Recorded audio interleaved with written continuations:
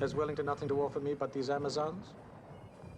Over the years, the British Army has included a large contingent of troops raised from the Scottish Highlanders.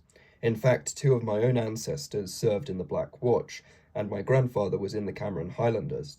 Many Highland regiments were heavily decorated and proclaimed as among the finest soldiers in the British Army, especially during the Victorian Empire Wars. However, there is some debate over whether, historically, Highland soldiers were just cannon fodder, pressed into serving the British Crown. I think the cannon fodder argument is most commonly put forward by Scottish nationalists in an attempt to remove any blame for British imperialism from Scotland. Now, this video is not attacking Scottish nationalism, it's just trying to debunk this misconception.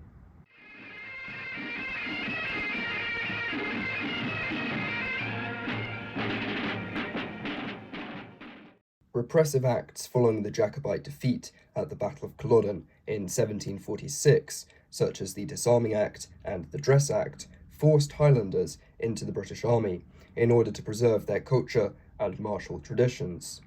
However, the Dress Act had exceptions, one for the landed gentry and another for those serving in the British Army.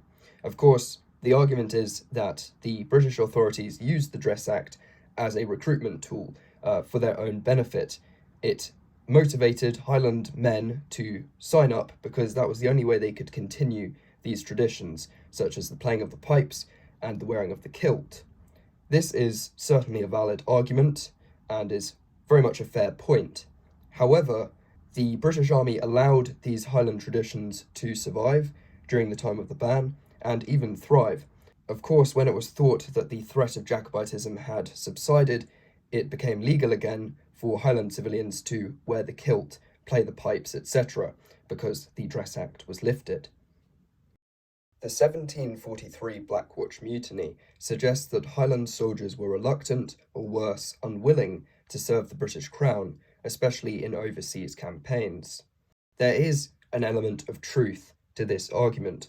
The reason some of the Black Watch mutinied in 1743 was because rumours were spreading that they were going to be sent to the West Indies, or at least fight in Europe against the French.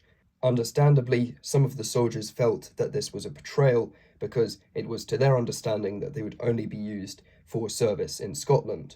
However, it must be said that the majority of the regiment stayed loyal, and only about 100 soldiers mutinied. The regiment would soon distinguish itself at the Battle of Fontenoy in 1743, fighting with courage and tenacity that impressed the Duke of Cumberland. General Wolfe, during the French and Indian War, reportedly said that it was no great mischief if the Highlanders under his command were killed.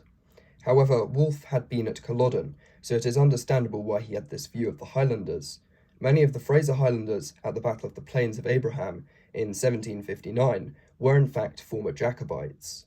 Also, during the Battle of Carillon in 1758, the 42nd Highlanders earned the title of a royal regiment. Their heavy casualties were not because they were being used as cannon fodder, but rather as a result of their own tenacity in combat. The Black Watch launched 3 assaults and were the only British soldiers to actually make it inside the French positions. Poor economic conditions in Scotland, especially during the Highland clearances in the late 1700s, pressed many Highlanders into the army.